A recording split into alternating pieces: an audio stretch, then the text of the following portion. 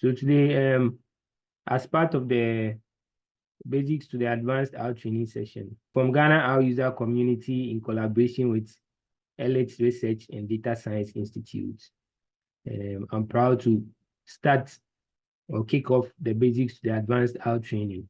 So this is going to be a series of trainings from beginners to advanced level users in R. So today, we'll be looking at the introductory part. So Ghana R user community is a community of R users. So there are various people inside the community, and then what we do is we organize trainings for people that want to learn R, or people that already know R, and then maybe they want to brush up or they want to polish up, or people that want to also share their knowledge in R. So if you are an expert in R and you also want to share your knowledge with the community, you're also allowed to join the Ghana R user community. And then LH Research and Data Science Institute is also an institute in Kumasi, where we not only do data science, we also do research. So we teach how to conduct research for your thesis work, and then how to also do your data analysis, how to collect your data, how to treat your data, and then how to analyze your data. So LH Research and Data Science is also helping in the organization of this training series.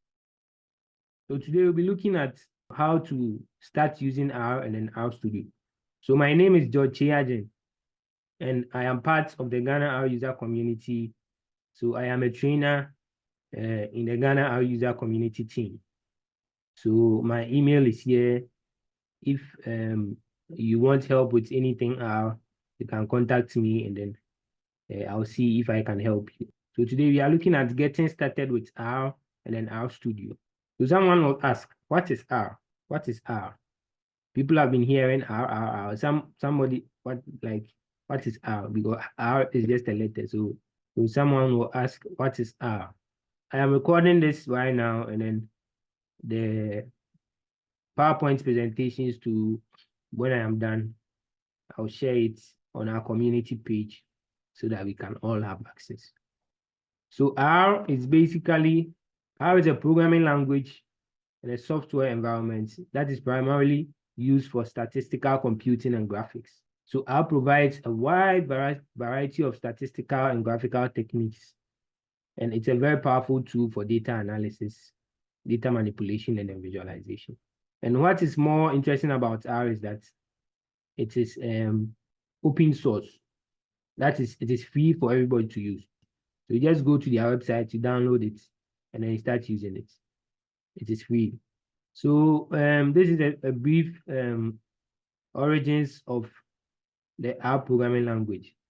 So if you asked what R is, then you might also have the question of where did R come from, or like what brought about R. So initially there was a programming software called S, which was developed by Bell Laboratories in the 1970s. So the S programming software was also a statistical software. So Ross Ihaka and then Robert Gentleman from the University of Auckland in New Zealand built or developed R from the S programming language in the early 90s. So the name R is partly a play on the name of S, but also it is the initial letters of their names. So you see Ross Ihaka, his first name starts with R, and then Robert Gentleman too, his first name starts with R. So it also reflects the first initials of the two creators, that is Ross and then Robert. So R over the years has grown into a very powerful and flexible tool for data analysis.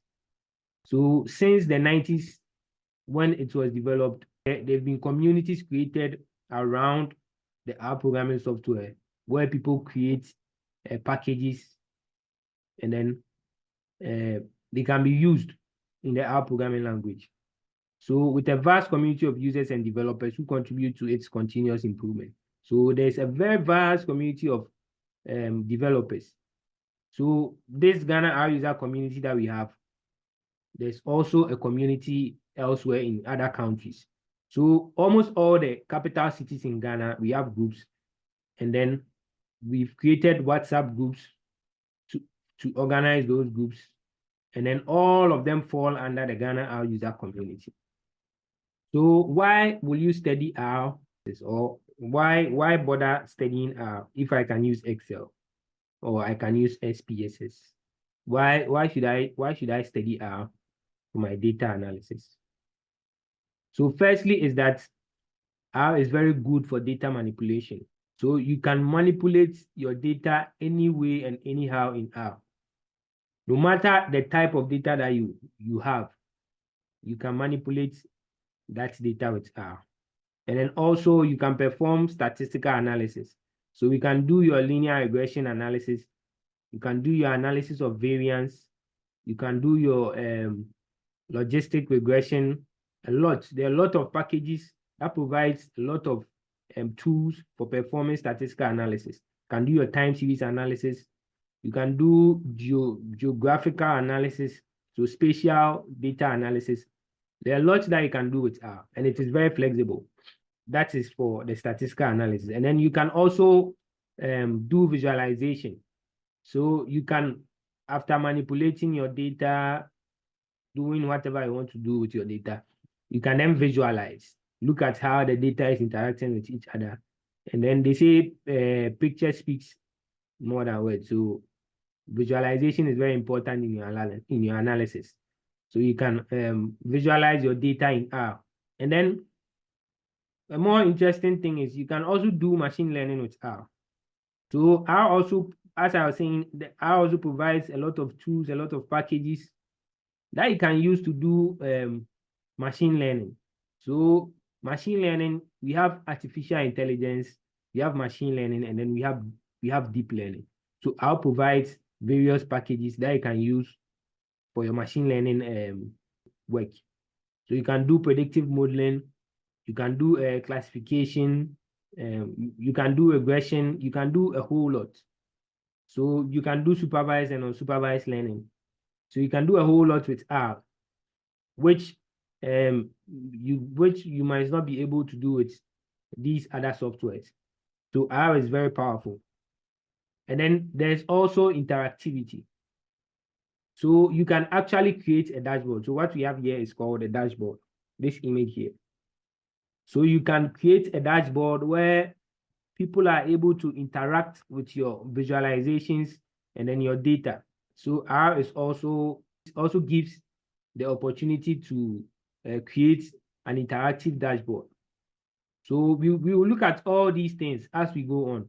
So this is just the beginning. So this is like the introductory aspect. So we will look at all these things, and then as we go on, you understand how the R programming software is, and then how powerful the tool is. So some of the benefits of using R is that R is open source, as I said earlier. So it's freely available, making it accessible to anyone without any barriers.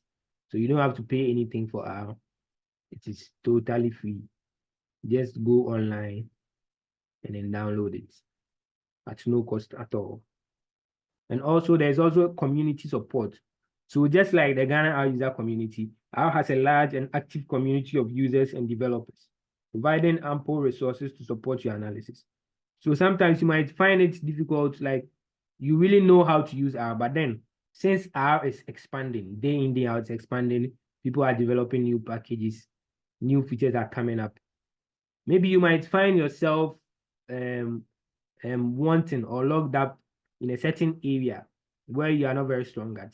So the R community, you can share your work with the R community, and then definitely you find someone that has an idea about what you are struggling with, and then they can help you. So the community is for helping ourselves, and it's also for learning and then improving ourselves. And then there's reproducibility. So R facilitates reproducible research by allowing you to document and share your analysis, code, and results, ensuring transparency and then accountability. So R also provides opportunity to document your work. That is why we have the R Studio. So the R Studio helps a lot when you are using R. R Studio helps a lot when you are using R. So for the sake of reproducibility, there's this thing in R Studio called a markdown. So the markdown can help you to document all your codes. And then any comments or any notes on your codes, any information on your codes, you can document them nicely. Your codes and your graphs, your visualizations nicely. And then you can share them outside out. So if a person is not using R and then you want to share your work with them, you can document everything. So you can document them and then save them as a PDF or a Word document. And then you can share it with a person. That is how powerful R is. And then there's also this flexibility. So R is highly customizable and extensible, with thousands of packages available to extend its functionality for specific tasks and domain. That is the power of R. Like a lot of people have sat down to actually create these packages that can help you in whatever thing that you want to do. Whatever thing that you want to do that is like related to statistics or related to data analysis, you'll find it in R. Anything at all that you want to do. Even if you want to process pictures, like pictures, actual pictures, PNG, JPG, TIF, these GIFs, even if you want to process them, I can do it. If you want to extract words from documents, I can do it. If you want to extract pictures from documents, I can do it. So R is a very powerful tool. It's flexible. You see the way it's flexible. The packages makes it flexible because initially when you download R, it's very limited to some small areas of statistics. But then because of the wide packages available on their website, so there are about, I think there are more than 2,000 packages. And all these packages are doing specific tasks. So that is the power of R. And then there's also integration. So R seamlessly integrates with other programming languages and tools, allowing for easy interoperability with databases, web applications, and other software. R integrates with Python seamlessly. You can also integrate R with Excel. So you can actually export an Excel file into R. R also integrates well with web browsers. You can actually create a web application with R, so it interacts seamlessly with your web browsers, and then it makes it easy for use with all these applications. So you have open source, that it is free. You have community support, people willing to help you, and then you have reproducibility, that's the ability to document your code and then share it with others. And then you have flexibility, that is thousands of packages available for various tasks, and then the integration where you can seamlessly integrate with other programs and then software. So these are all benefits of using the R programming language. Now we move on to the R Studio. So you've heard R and then you've heard R Studio. You might be thinking, what is this R thing that he's talking about? So the R Studio is actually not the programming language. So R is the programming language, but R Studio helps you to use R. So let's look at what the R Studio is. So R Studio is an integrated development environment, which mostly is shortened to IDE. So most programming languages have something we call IDEs. Mostly programming languages need like something like an interface where you can code or where you can do your programming. So IDEs are really important when you are working with programming languages, like languages that requires coding. So you need an IDE. Although R has its own IDE, but it's not very good. Like you can use it though, but it's not very. It hasn't got all the flexibility and all the tools with that R Studio has. So R Studio really makes it easy to use R. So R Studio provides a friendly user interface, and it makes it easier to write your code, to manage your projects, and then to visualize your data. So the way RStudio is shaped, you can type or write your code separately in a certain pane or in a certain window, and then you can also document in a certain window, and then you can also have your graphs, your plots, your pictures in a certain window, and then you can also have other things in certain windows. So it provides a user interface that is very friendly for you to write your code. So it significantly enhances the productivity of our users, and it is one of the most popular tools among data scientists. So it has powerful features and it is very easy to use. So now we've looked at a brief introduction about R. We've looked at how R started, and then we've also looked at RStudio. So now what we are going to look at is how to install R and then RStudio. So before you can use R, you need to install it. And then the only place you can get the R software to install is the CRAN website. So the CRAN is, the full meaning of CRAN is Comprehensive R Archive Network. So this is their web address. The following slides I will actually shows you the processes in installing the R programming on your computer or your laptop. So first you have to install R, and then you have to install RStudio. And then for you to use the R, you launch the RStudio once everything is installed. So I don't know if most of you have your machines with you or your computers with you where you can actually download. So we will go through the download process, the download and then the installation process. So first is you have to visit the CRAN website. So we will visit the CRAN website. We visit the CRAN website here. So we visit the CRAN website here. So this is the CRAN website. And then you click on the right software for your operating system. So I am using a Windows operating system. If you are using a Mac OS or an Apple laptop or an Apple computer, you click on the R for Mac. Or if you are using a Linux operating system, then you download the R for Linux. But then I'm using Windows, so I click on the download R for Windows. This opens up here. Then I just click on install R for the first time. It brought me here. So download R. So this is the latest version of R. So I click on it, and then it will start downloading. So I already have R, so I am not going to download it. Okay, so you go to the CRAN website as I did, and then you click on download R for Windows.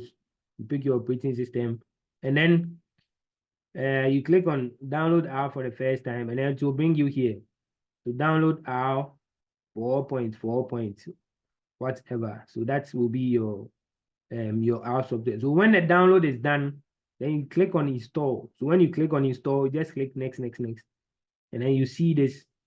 You see that it is installing on your machine. Once it's done, then you can click on finish, and then you go back to download the RStudio. So for the RStudio, this is the website that we have to go to. So this is where we get the RStudio. So you can see download RStudio desktop. Since we've already downloaded and installed the R, we just ignore the one. So what we'll do next is we just click on this download RStudio for Windows. Because I am using a Windows PC, it has automatically detected that I am using a Windows PC. If you are using a Mac, they'll tell you that download RStudio for Mac. So I click on it, and then I've already downloaded it. When the download is complete, you click on install.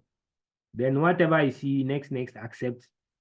You click on accept, next, and then you see that it is installing. Once it is done, then you click on finish.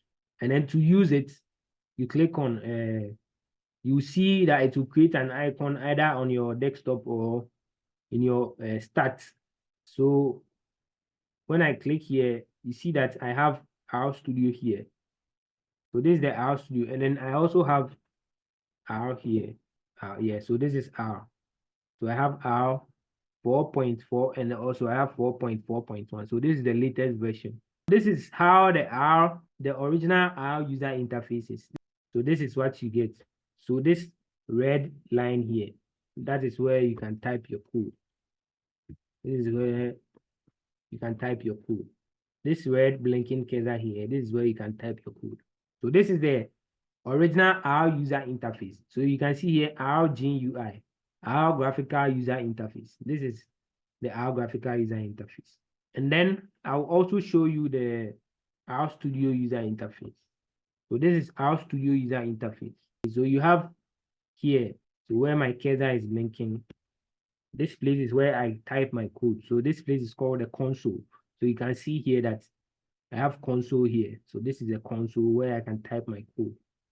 And then here is where you can document your code. So here, this is called a script. So here is a script. And then here is where you have your files. So when you open RStudio, it opens in a directory on your machine. So the directory where it has opened, that is where it will be showing you here. It will show you the directory, all the folders in that directory, and then all the files in that directory. It will show you here.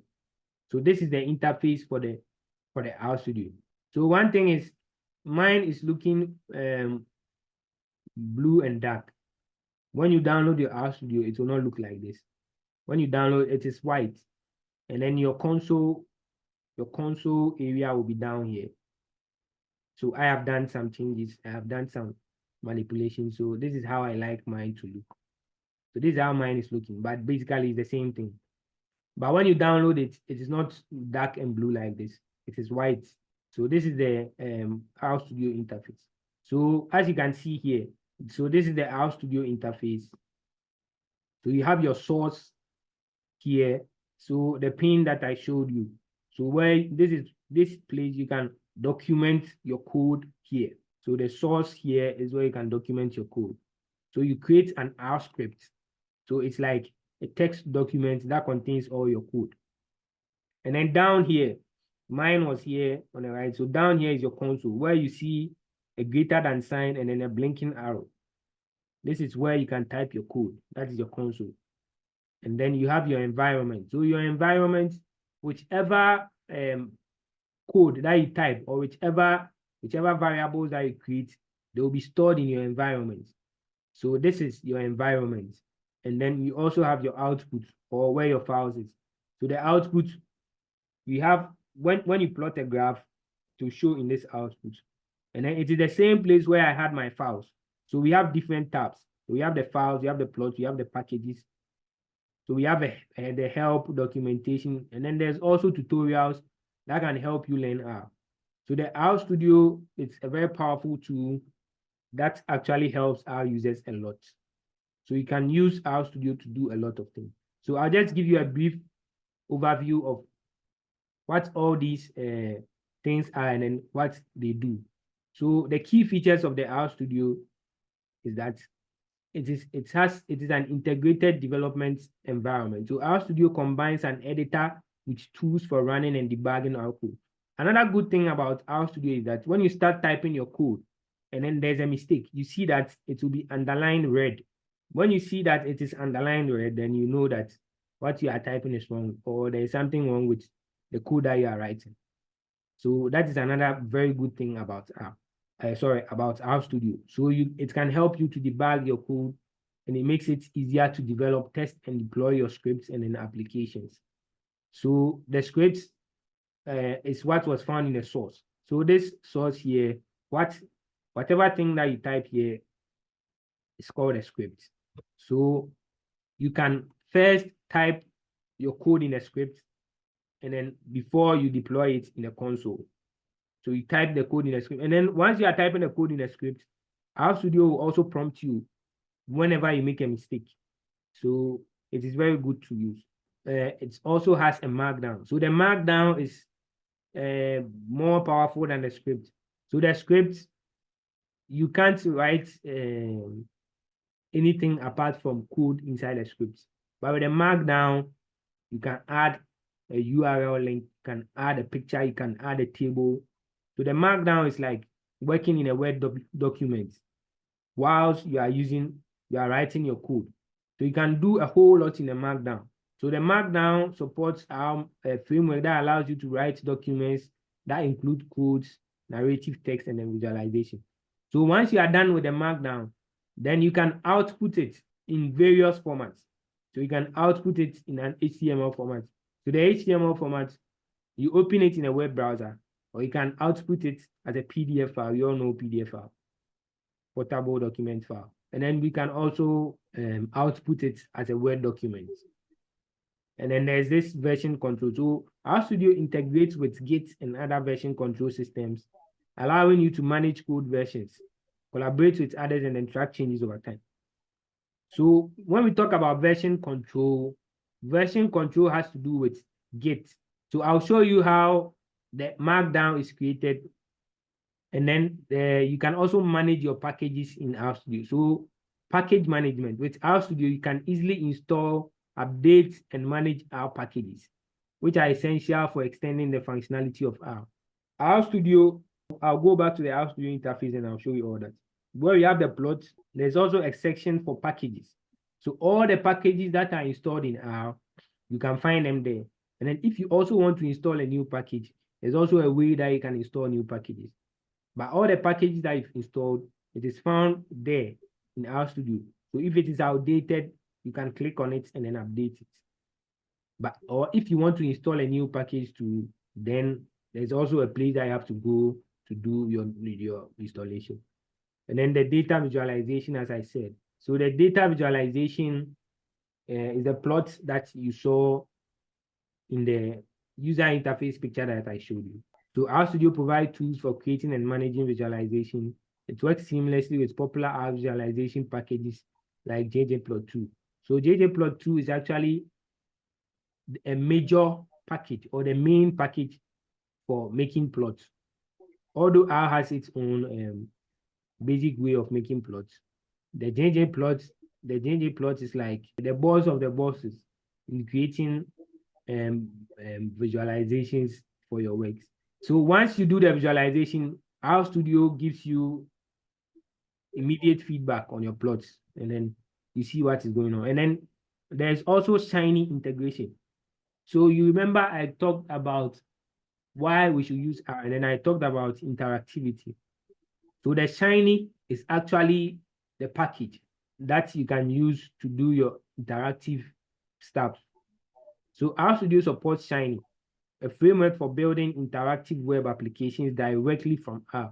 So this makes it easy to share data insights and then build custom applications. RStudio provides a whole lot. So you can manage your packages, can visualize your data with immediate feedback, easily integrate with Shiny for your interactive stuff. And then there's also the markdown for documentation.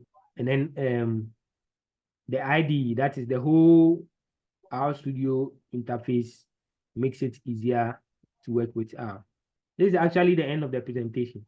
So now I'll just take you to RStudio, and then I'll just show you some of the things that I was talking about. So any questions? Before I take you through the RStudio interface, if you have any question or if you have any contribution, like so far, anything that you want to know, anything that you don't understand, yes, the recordings will be available, but not immediately, but definitely they will be available. And then I'll also share the slides on our community page. So the Ghana R user community page, that is where I'll be sharing the slides. Okay, so yeah, you can talk. Yeah, hello. Yeah, my question is about the number of panes that are showing. And for me, I have 3 panes. So there's one big one to my left. When you open RStudio for the first time, you will not see the source. You will not see the source. If you want to see the source, you can hold Control-Shift-N. Control-Shift-N, and then you see the source. Okay. You see it now? Yeah. I always advise that you write your code in a script, because when you write your code in a console and then you close out, that is all. You cannot find it again. And if you want to go back to the code, then you have to then come here to your history, and then you'll be scrolling up and down and looking for the code that you typed. Oh, okay. But then when you write it in your script, when you are done, you just save it nicely somewhere on your computer. So anytime that you come back, you can open the script and then you can continue from where you left off. So someone is asking what would make you choose R over Python? R, when it comes to statistics, R is way more ahead of Python. Although Python is more diverse, like Python, you can use Python for a lot of things. You can actually use Python for statistics, but then Python has a wide range of things that you can use them for. But when it comes to statistics or data analysis, then I would go in for R, especially with the visualization, the ggplot package. You can actually use to visualize your data. I have some codes. I've been writing some code, so I can show you how the ggplot perhaps looks like. So I have this code here. Let me see if it will run. So once you run the code, it will show in a plot. So I have run the code. So you can see here that I have histogram of diamond prices. So I can zoom it so that you can see it better. This is not clear enough. Let me just free the scales. I think it's free one. Okay, so let me run the code again. So now, yeah, the graphs are showing up nicely now. So you can see here that I just plotted histogram of diamond prices. So the diamonds, it's actually a data set that is it's part of the ggplot package. So you see that these are the quality of the diamond. So we have premium, we have ideal, we have very good, we have good, and then we have fair. And then these are the distribution of the prices. So you can use ggplots to do a whole lot. So this is just some basic stuff. So you can actually do more than this, but then I'll just showing you how you can use how to do some of these things. So here where I have my plots, you see that I also have files section here, and then I have packages section here. So with the packages section or the packages tab, I can see all the packages that I have. So I have all these packages. So you can see that install and then update. So if I want to update a package, so when I click on the package, it will load it into my R environment. So when I click on it, it just loads it. But when I click on the update, then it will show me all the packages that are outdated and those ones that needs to be updated. I think I have a lot of packages. So yes, so these are all the packages. So you see that I have the package name. I have the one, this is what I have installed. And then there's an update here. So the 0.9.1 is available, but then I have 0.9.0. So I think there are a lot of packages that I need to update, but then I'm not going to update it. So, and then if you want to install so you click on the install, and then it will open up this window for you. So you can type the name of the package. So dplyr. So then when you start typing, if the package is in there, you see the name of the package, then you click on it, and then you click install dependencies, because certain packages rely on other packages to work. If you don't install their dependencies, then the package might not work properly for you. So you always have to take install dependencies, and then you click on install, then it will install for you. So we also have a viewer. Okay, then let me show you the markdown. Okay, so this is a markdown. Okay, let me just start from scratch. If you want to create a markdown, just come here, click on file, new. So we have Quarto documents, and then we have R markdown. They are almost the same thing, but I'll just choose the R markdown. So I click on the R markdown, then the title, you give it a title, and then the author, your name, just write your name, and then the date. So these are the outputs. If you want a PDF, click on PDF. If you want a Word, click on Word. So I'm choosing a Word document, and I'll click OK. So when I click OK, you see that it has opened this up for me. So it has a title here. So this 4 items at the top here, title, author, date, output. It is called YAML, YAML. It's a funny name, yet another markup language. It doesn't really make sense, but then that is what it is called. It is called the YAML, YAML. So it is like a format for titling or giving your markdown titles and then dates and then the output. So the output is a Word document. And then here, so what this is saying is that the echo equals true means whenever I run a code, and then so this is what you use to knit. So the knitting means that once you are done with documenting or typing your code or doing your work with a markdown, then you click on the knit, and then it will combine everything, and then it will create the output document for you. So when I click on the knit, it will combine everything, and then it will create the Word document for me. So what's this code chunk? So we call this a code chunk. A place where you can type your code is called a code chunk. So here it is just telling you that whichever code that you type, it will show the code. You can so note that the echo equals false parameter was added to the code chunk to prevent printing of the R code that generated the plot. You get it? So if I make echo equals false, so this will override the echo equals true here. And then when I run this code, it's supposed to I think it's supposed to draw a graph. Yes. So it's supposed to draw a graph. So when I run this code, or when I knit this, you see the graph, but you will not see the code that I used to plot the graph. So let me just knit, and then you see the output. It will open in a Word document. Okay, so it's saying I should save it. So let me just name it A. I'll name it A, and then I'll save it. So you see that it is rendering. So you see that once I run it, it has created my Word document for me. So you see this graph here, but the code that I used to plot, the code is not showing. But all these ones, you see that the code is showing. So summary, cars, it is showing here. So this is the code. But for the plot, there is no code here. So that is what the echo does. So I have my title, my name, and then a date. So this is how you can document your work in R using the markdown.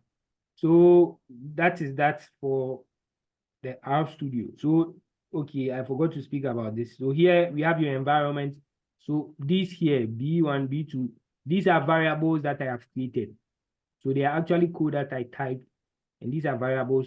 So you see that B1 is a list of 11. B2 is also a list of 11. Diamond V, observation. So this is a data frame. So we will look at all that. You look at what list are, you look at what data frames are, and then we have your history. So whichever code that you type in R, all the codes that you type in R, it is saved in a file called .r history. So once you close, when you open R Studio and then you are closing it, it will ask you whether to save the workspace. So if you click on save, if you click on yes, it will save all your code in your history.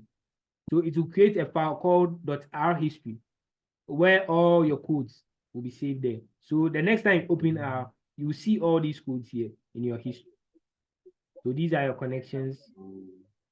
And then you have a tutorial here. So okay, so let me share the attendance link one more time. So you can also follow the Elite Research and Data Science. I've shared the link, and then I've also shared the link for the Elite Research and Data Science. So you can follow us on Facebook, on LinkedIn, and then on Twitter. So I think this will be the end of our presentation. If you have any question, is there any more questions? Thank you very much, sir. And a very good presentation. We really appreciate. As a beginner, may I know how you get your data onto this R platform for the analysis to be done? Can you please come again? I didn't really hear you. I'm saying, as a beginner, may I know how to get the data onto the R platform to start the analysis? Okay, so we will actually look at that, but then there are some data in R. There are some data in R that you can use to practice, and then there are also some very good books that you can look at. For DS, R for data science. So thank you all for joining, and if there are no more questions, I would like to end the meeting. Have a nice day, all of you.